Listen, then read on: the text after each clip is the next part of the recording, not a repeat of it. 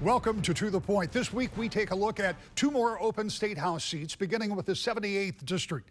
78th is newly redrawn, takes in part of Kent, Ionia, Berry, and Eaton counties. Democrat Leah Groves is a current Lowell City Council member and talks about why she's running. We talked a little bit before we got started. You already know about serving. You're on the City Council here in Lowell as we sit and have this conversation. Tell me what motivates you to run for the state house at a time when, from the outside looking in, Lansing has not been the most inviting of places sometimes. I come from a place where I'm supported by my family, and I come from a place where I'm never left on my own, and I never feel alone. And when I became a single mom, I met so many who feel alone. And so by serving, providing what our rights are, what our policies are, what it means, and breaking that down for people who are living it every single day, that's where I get my motivation from. I want to bridge the gap between what's available and who needs it. When you think of that in terms of being a member of the state house, what policies, if you thought about that, would you like to pursue to make it easier for people to connect to those services? I think making sure things are available in a sense that we are funding the programs that are feet on the ground, already making that progress. There are so many organizations who are already organized and they're doing the work, and it's just a matter of funding, getting them going, and really helping them do the outreach so they can reach those people. What do you think the role of state government is? You know, there's an argument that goes on, it's kind of a perennial argument about government should do this, government should do this, it should be this much bigger, it should be this much smaller. What's your take? So I'm new to state politics. I'm new to politics. I cannot sit here and say that I know it all, but I think that is one of my strengths in this situation, is that I don't know it all, and I don't expect anybody else to know it all. I don't expect to implement my preferred opinions upon other people. I expect to have my voice heard and to represent people who have the same or similar beliefs as me, but also drawing in compromises with people who believe differently than me. You'd be one, if successful, you'll be one of 110, and you just talked about a little bit about how you would work with people, but it's a pretty steep learning curve, not just learning about, you know, how to be in the House and doing all that, but a learning curve in getting to know your colleagues. Yeah. And on both sides of the aisle, because that's the way things get done. What would your approach be? And let's say at this point, we don't know what the majority is going to look Sure. like. So either way, if you're working in the majority or the minority, what would your approach be to working across the aisle? Kindness, being authentic and genuine, sharing truth. I think that it is so, politics are so thought of that we're this or we're that, and we're polarized. And I think that we really have to find common ground and come together. And it doesn't have to be that you're finding common ground on the thing that you're arguing about. It's that you can find common ground on another topic. Is there something that you see as you look at state government that you think needs to be fixed? Is there, I mean, obviously we know that there's a move to fix the roads, but looking at government more as a whole, are there things that you would like to change? Yeah, I think that we have to work together. We have to bridge the gap. We have to end this polarization of sides. We have to stop pointing the finger at one person or the other, or blaming one party or the other. I think that that's a distraction, and I think that when we're distracted, we can't make decisions, not well. So as you think about this, as you've been campaigning, I assume you've been knocking on doors and talking to people? Honestly, it's been quite slow for me. Yeah. I've never done this before, but I am growing my community. And what do you hear from people when you talk to them? What do you think the concerns are of the folks that are in this district? Mostly I hear that they're excited or rather relieved to hear that somebody, just a normal person who's never been in politics, who just wants to try to do the right thing or be a voice for the people who want the right thing, that they're relieved that somebody else is stepping up. I think they're also surprised at the process of things. And so as they sort of share that surprised feeling and that relieved feeling, then we get to what we are feeling concerned about. And what are those concerns in the few seconds that we have left? Are people worried about the cost of things, the inability to get things? What are they concerned about? Well, I think that you have concerns that come from both sides of the party, right? You hear some people who are concerned about the prices of things or what our economic status will look like in the coming years. And then you have more concerns about what is fair and right and what is humanitarian of our society and our community. Republican Gina Johnson has been involved in financial services, healthcare, and insurance and wants to rein in some of Lansing's spending. Talk to me a little bit about your background. Where have you been? What's your work history look like? And kind of how you got to this point. Well, Rick, thanks for interviewing me. Appreciate it. I never really intended before to run for office. I'm a businesswoman, a mother, almost my entire life in Michigan. Work background is financial services, healthcare industries. I'm an insurance agent. But I've been helping out in Michigan elections for over 20 years. So I've been involved. I'm not new to this. For the past 12 years, I've been running the Michigan Capitol House of Prayer, which is right downtown on Ottawa Street, across the street from the Capitol. So I've been helping folks, just everyday citizens, learn how to be what I call a citizen lobbyist. That's what I considered myself. Teaching them how to engage properly, respectfully, honorably with our elected officials and all the other departments that affect Michigan, affect people. And instead of whining and crying and wringing your hands and worrying, I've encouraged people for years, get involved. You don't know how to get engaged or involved, but I can help you. And when you have a facility down there where you pray, you're concerned, you have a gathering place, you have a little bit more opportunity to have intelligent discussion that's effective. Being able to engage, I mean, I find that pretty interesting because I see a lot of folks that come into the rotunda and they have a message and they have a legitimate grievance, but they don't know, in many cases, how to approach that lawmaker or even perhaps which lawmaker to approach. So for people who have never done that, it's really important to have that kind of guidance. So how do you make that step? I'm here, I can help facilitate this for you, pardon me, I'm going to be the other person. I'm going to be the person that somebody else needs to come and see, and you're going to run for state representative. How did you come to that decision?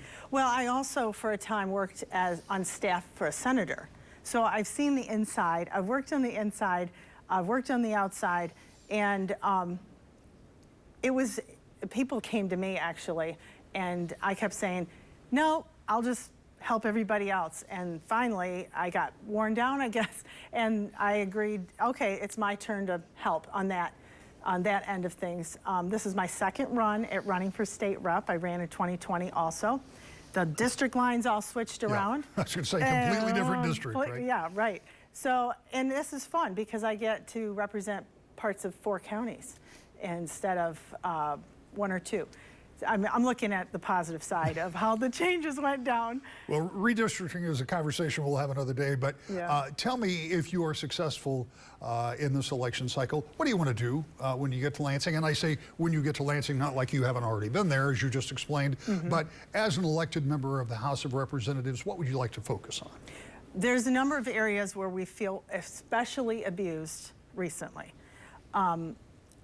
There's no excuse for taking away doctors' rights to prescribe and treat the way they have been trained to treat and to operate. I think we need to have some health care standards that we don't have a governor coming in and changing those and taking that away and sabotaging good health care in our state. We've got some of the smartest doctors in the world here, and we need to restore that back to sanity. We also need some common sense economic reform. We've seen the budget be expanded over $30 billion. It's increased in the recent past and the very recent past. This is inexcusable. It's unsustainable. And the people paying the high gas prices, the inflation through the roof, we can't stomach this, we can't sustain it. So there's got to be a lot of discussion about making appropriate cuts that are common sense, and they take into consideration the highest, the most, the greatest needs in our state. And we can do this without suffering or sabotaging anything that is critical. Well, you bring up the budget, and you use a phrase that I have heard from a lot of folks, largely on the Republican side, that this budgeting is not sustainable. And as we saw in the mid-2000s, when the revenue streams start to dry up, there are two very difficult decisions that have to be made. And it is about as hard to make cuts in a budget as it is to get some people to vote for tax increases. Those are both very unpopular things. But in the case of these budgets, there has been a lot of extra money coming into the Treasury. If you were going to talk about cuts, which you just did, where do you begin, and how do you really know what that budgeting can look like? Because they do it on a revenue estimating basis, but it's really difficult to know how much revenue you're going to have. That's right. And if you sabotage businesses like we have seen done, we've lost over 80,000 jobs in this state. That's not sustainable for pushing forward and having increased revenue. So our policies have to change, so we encourage small and medium-sized and family businesses. We don't just look at corporations that are big and we pick and choose the winners and losers. When we come back, a look at the newly drawn 79th District and the race there, next to The Point. The 79th House District is made up of part of southern Kent as well as parts of Allegan and Berry counties. The Democratic candidate, Dr. Kimberly Barrington, is a veteran and advocate for those with disabilities and talks about why she is running. We've been talking for a couple of minutes about your background, and it's very full. You have a doctorate. Yes, you sir. are a veteran. Yes. You are an artist, and now an aspiring politician. Tell me about yourself. Why did you decide to run for this office now? Tommy Brand has been a great friend to the disability community, and his time was up. And I felt that this district, even though we did get redistricted, he was the former 77. This is a little bit more expanded in the 79. And I wanted the people to have the same type of service for the next 6 years. What are some of the things, including disabilities, that you think you could impact positively if you went to Lansing? Oh my goodness, I've already been in Lansing. I'm excited to say that I worked on House Bill 4075 and 4076, and we started prior to the pandemic. It passed the House unanimously, but never made it to the Senate because of the pandemic. And so Governor Whitmer signed those two bills into law July 26th of 2020. So I'm really excited to continue that type of work. So I've already been doing the work of, I'll just actually have an office there. There are so many things that are facing the state right now, and this election is highlighting a lot of them. Yes. We have seen so much division, I guess, would be a fair way to put it. And some of that is along political lines, ideological lines, but ultimately, it appears to me that whoever wins whatever House seat will return to a legislature that is going to be narrowly divided. It doesn't feel like there's a big shift that is going to take place. There may be changes, to be sure, and even the balance of power could shift. But if it does, it seems to me it's still going to be 57, 56, and I could be wrong about that. But no matter what, if you're in the majority, if you're in the minority, if it's a narrow split, even if it's a larger split, you have to work across the aisle. Absolutely. How do you do that when we know people are kind of angry with each other sometimes? I like to say that it's not about red or blue, because as you can see, purple is my favorite color, that when red and blue come together, it makes this beautiful hue of purple. And what we need to be reminded of is that it's not about the color, but about the issues. And, we really need to make it about the issues and the people. What are they concerned about in their day-to-day life? And right now with Roe versus Wade, they don't care about political party. They're concerned about their personal rights being violated. That will be a driver in this election. There's no question about that. And it will be a topic of conversation even after this election, no matter what happens to Proposal 3. So that's a perfect example. There is not a lot of middle ground on something like women's reproductive rights. Still, the legislature could be called at some point to try to come up with a compromise. How tough would that be? It won't be tough for me at all. I believe that it's a decision between a woman, her God, her doctor, and her tribe, and whoever her partner is. I am a mother of 3, and I'm a grandmother of 7, and I have 1 on the way. So I am definitely, thank you so much. I am definitely pro-life, but being pro-choice does not mean that, it doesn't mean that you want to get rid of a baby. It doesn't mean that at all. It just means that you have the right to make a decision outside of your mate and outside of the law. Angela Regas, the Republican candidate, is a small business owner and has been active when it comes to opposing regulations imposed by Governor Whitmer during the pandemic, and told us about her reasons to run for office. You and I have talked before. It's been, I think we figured 8 years since you first ran for office. You have been active in that time, certainly during some of the response of the to COVID by the state. You were involved in protests, including cutting hair on the Capitol lawn, if I'm not mistaken. Tell me about that, about your experience, and how it brings you to run for office again. Well, prior to COVID, I had also served as a delegate multiple times at state county conventions. And when Governor Whitmer shut down our state and continued that unconstitutional, as we know now, unconstitutional order for the shutdown, a bunch of us hairstylists got together, small business owners, and we cut hair on the Capitol lawn in Lansing to show the governor that we can be open.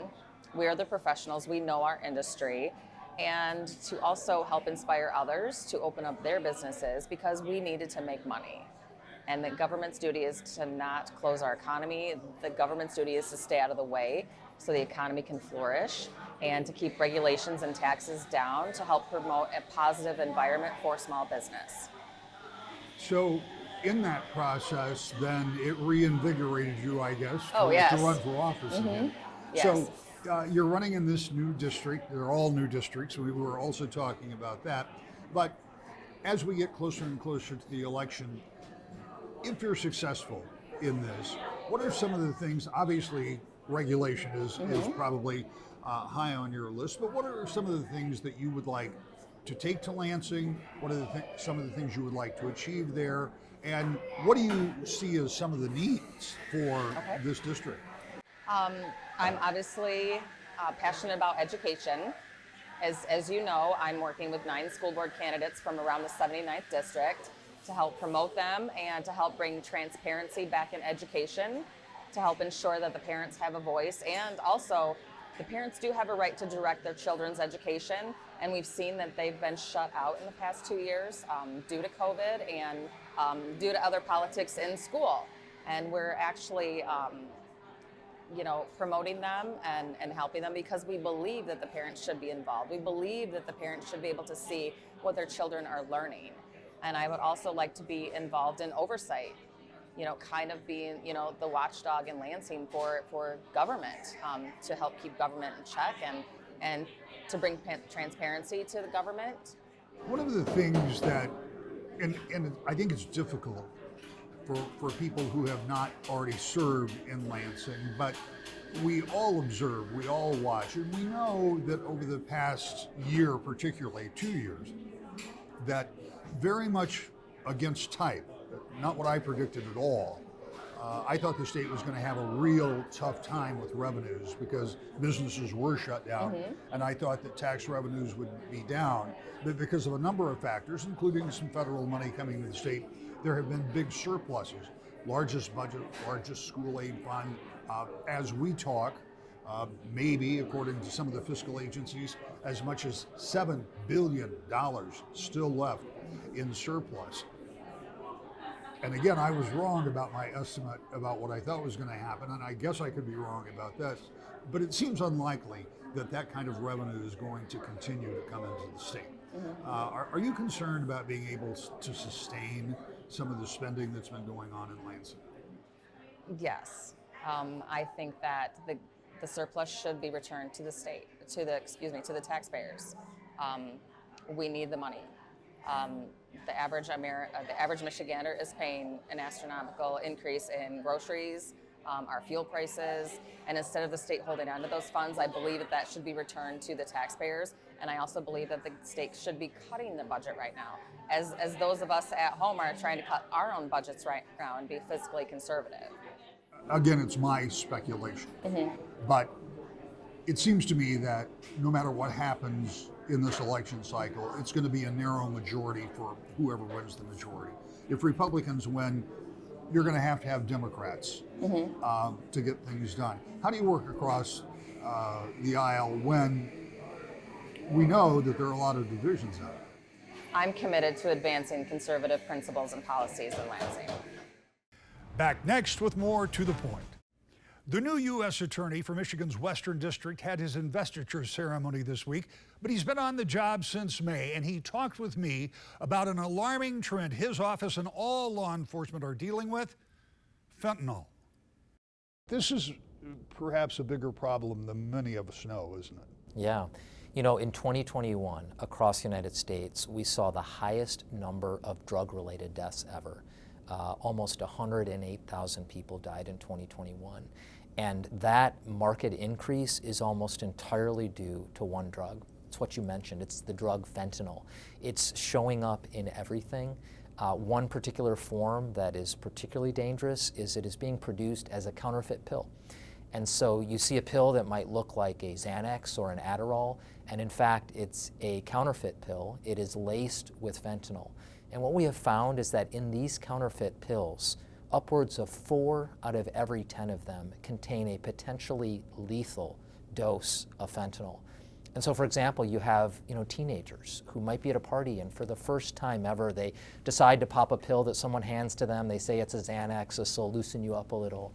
And it turns out that within 60 minutes, they're dead. They don't even realize what they've swallowed.